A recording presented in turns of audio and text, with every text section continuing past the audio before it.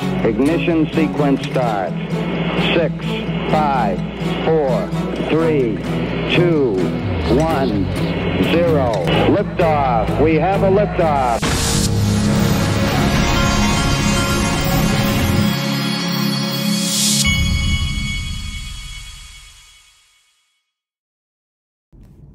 Hey everybody, this is the Digital Asset Investor, and I wanted to start here. Excuse me, I'm a little stuffed up here. Let's start with LinkedIn. Today, not LinkedIn, Link2, my sponsor, linqto.com. Today they added Ripple private equity back onto the platform. It's got a $5,000 minimum. The discounted pricing starts at $10,000, and there's deeper discounts for higher amounts invested. It's going to be, those discounts will be until 11:59 p.m. Pacific time tonight. For new members, they have a streamlined onboarding process now that will get you up and running really fast. So that's the dealio. Go check it out. You can download the app, the Link2 app as well, and remember it's LINQTO. Okay.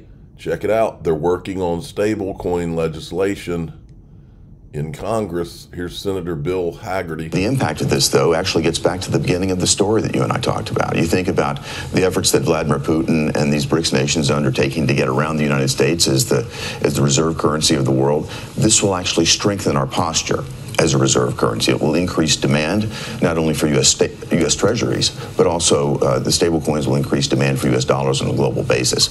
We need the proper regulatory framework in place here in America. We need legal certainty. The Biden and Harris administration have done everything they can to destroy that sort of legal certainty. This will begin to chip away at the Democrats' war on cryptocurrency and put us back in the driver's seat when it comes to maintaining the reserve currency status that the dollar has enjoyed and should continue to enjoy.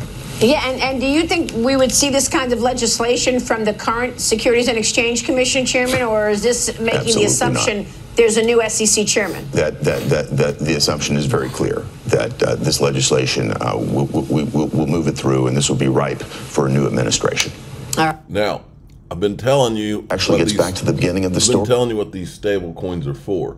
They're to buy up the treasuries, to prop up the U.S. dollar with. That's what it's been about. That's why they've allowed the government operation that is Tether to go on. It's like a test country that they created to buy treasuries. Look at Brad Garlinghouse. John Deaton's been a relentless advocate for the XRP army, aka XRP family, and the entire crypto industry. Meanwhile, his opponent, Senator Warren, spreads misinformation and lies about crypto. I endorse John enthusiastically, wholeheartedly in his run for Senate. For those of you in a position to do so, I encourage you to donate to his campaign as I have. Whether it's $10 or $100, it all counts. And most importantly, vote for him if you're in Massachusetts. John was on a show. I don't think I'm going to play that up because I got other stuff I want to cover. You remember when I played you this clip of crazy Michael Saylor? And he's basically telling you not to use your own wallets and all that stuff. I didn't realize Max Kaiser and he were at odds and had I didn't realize these guys were at such odds, but I guess they are.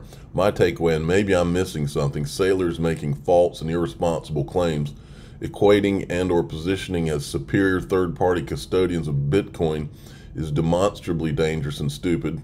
Sometimes being far along on the spectrum has negative consequences. Get back on your meds, dude. I think both of them are on the spectrum. I don't think there's any arguing that Max Kaiser is on the spectrum. Okay, JP Morgan CEO Jamie Dimon privately supports Kamala Harris. Well, he's one of the ones that him and his bank were involved with the island guy. And the pattern I'm seeing now is that anybody associated in any way with the island guy or the party guy that we can't talk about out here seems to be vehemently supporting Kamala Harris. Go figure.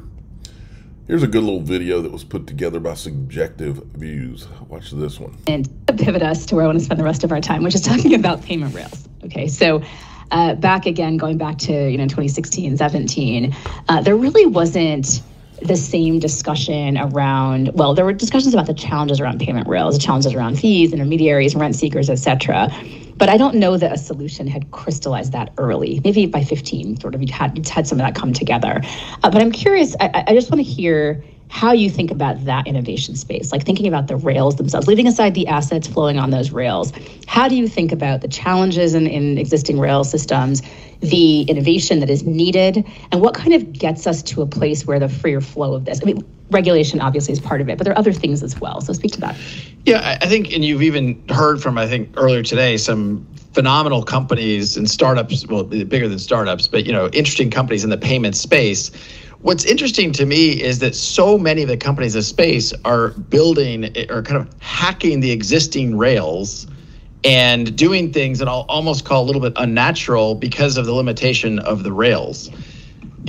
Ripple's view has been, well, let's reset the rail. Now, that's harder, it takes longer, but if you can do that, that unlocks a lot of efficiencies.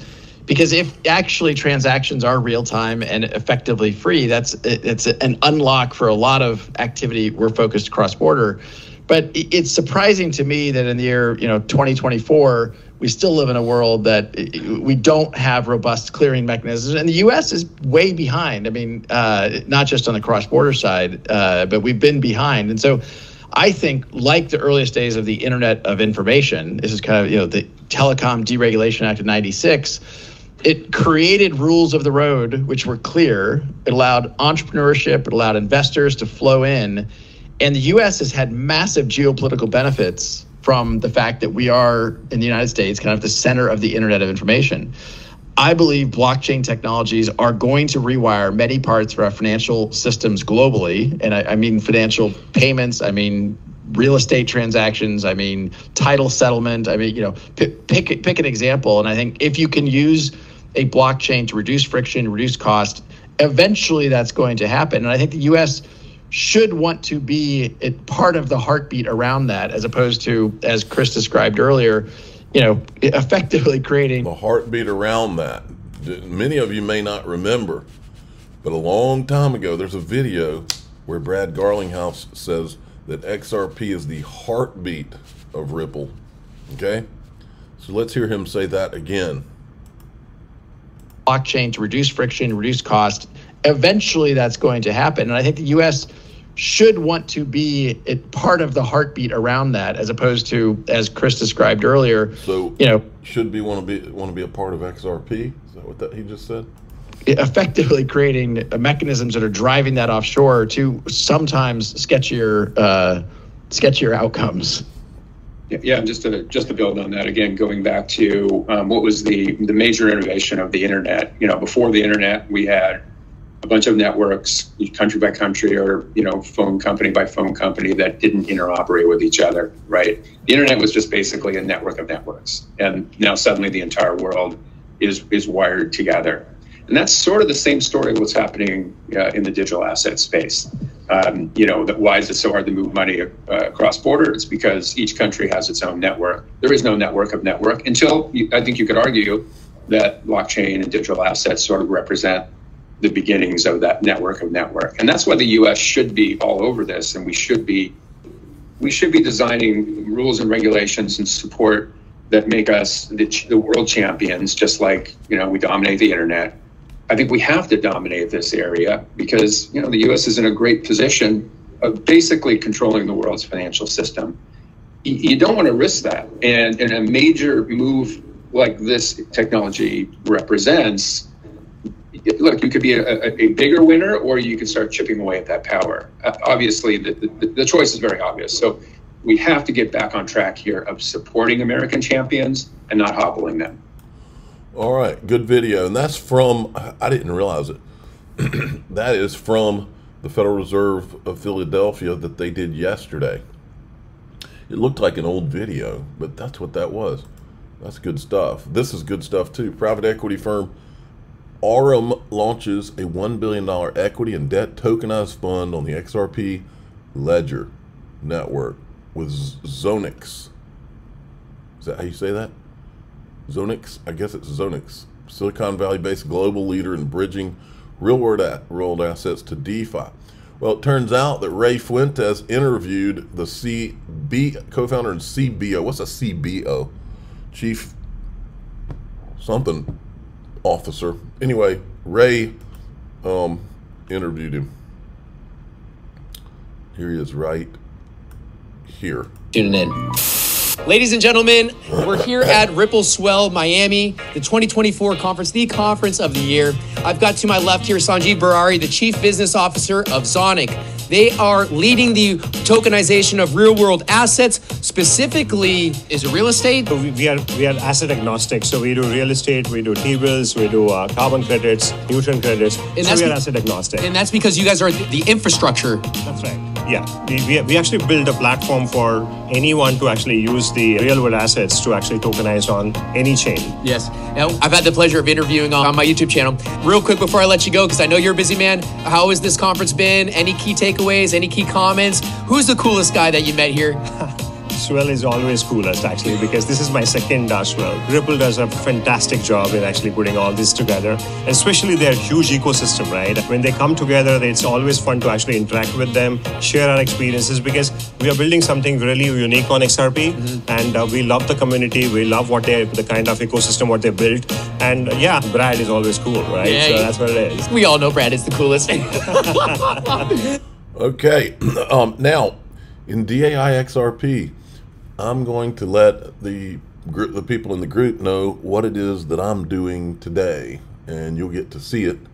But you'll probably find this interesting. But today is a different day. I'm the digital asset investor. I'm not an investment advisor. This is for entertainment purposes only. Please subscribe, hit the like button, tell your friends and family. Away we go.